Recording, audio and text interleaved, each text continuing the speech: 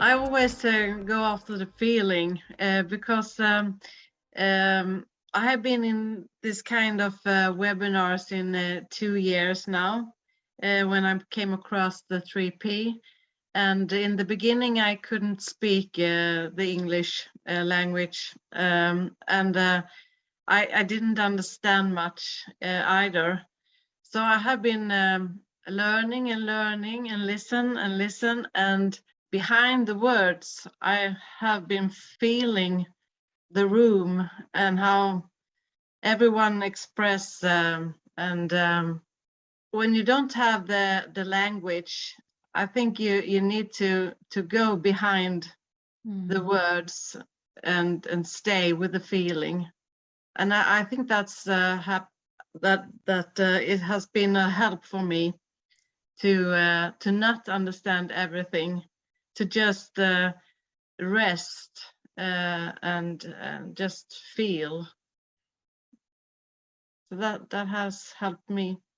And I can easier speak English now, little easier. Amazing! And you learned to speak English through listening to the 3 principles. Yeah, I've known English. I've read English in school, but I have always told me that I can't. But then I went to Kind Mind Community for 1.5 years, and Kelly Mabel, she told me, now I want you to be a speaker. And I said, oh, no, not me. I can't speak English. But she told me, and we met in Copenhagen, and she told me again, I want you to speak in my community. And one day in December 21 last year, I did it. Wow. And after that, I have told myself not to be so scared anymore, just to be who I am. Amazing, that's so good. Wow, that is very impressive. So I don't have all the words, but I'm here and I feel, and I feel the feeling. You have as many words that is needed. Yeah, we can understand you. Yeah, amazing. Wow. So I didn't know that I could be able to do a thing like that, speak in not in my story and not in English. That was a very big thing to do, but I did it.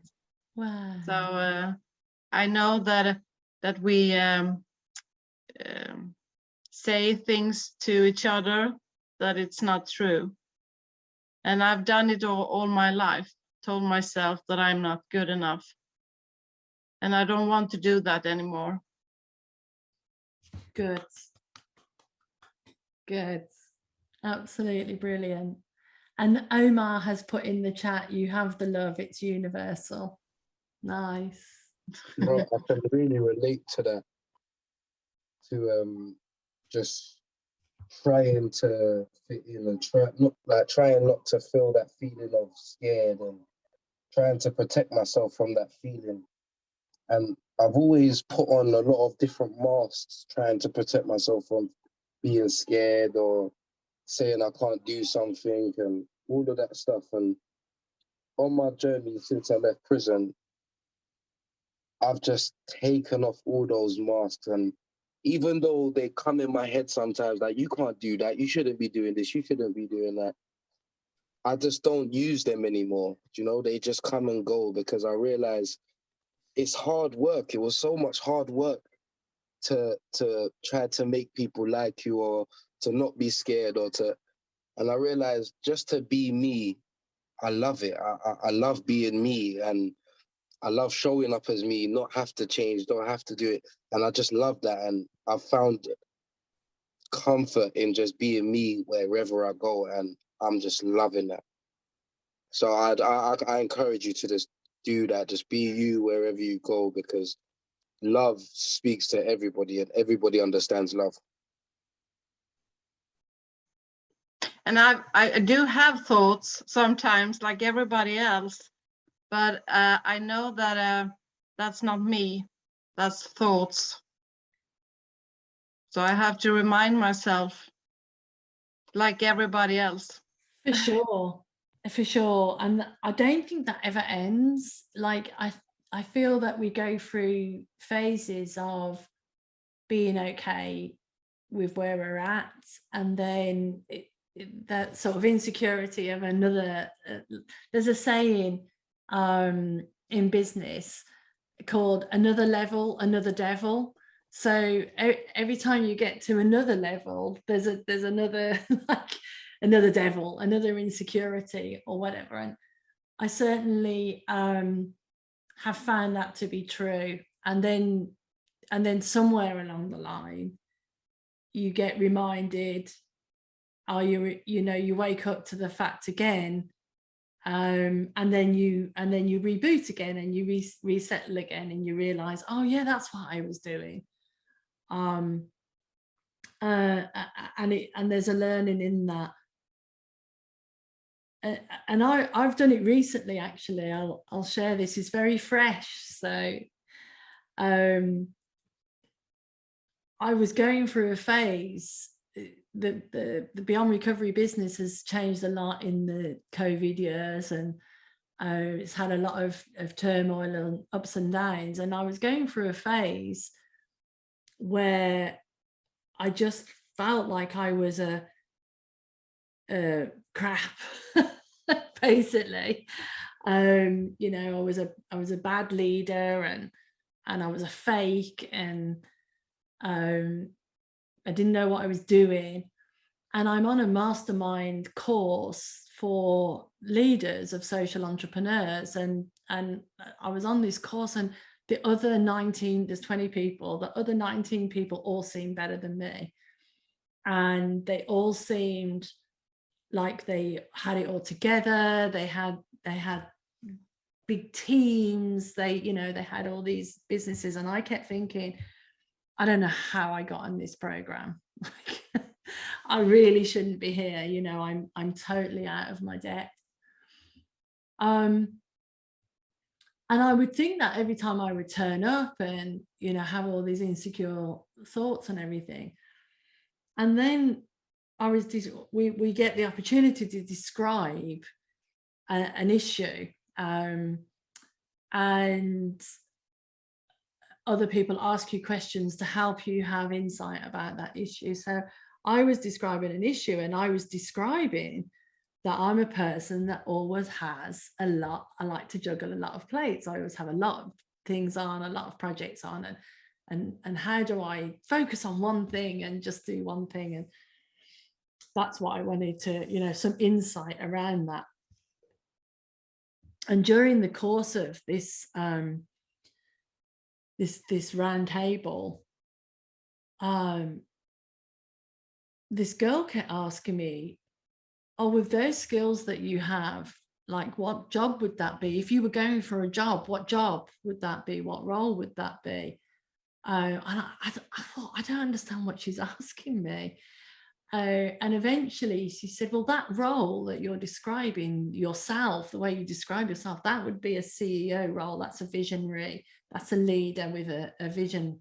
And that person wouldn't necessarily be doing all of these other more systematic things or more operational things. And she mentioned that some leadership thing, the 5 things of leadership or whatever. And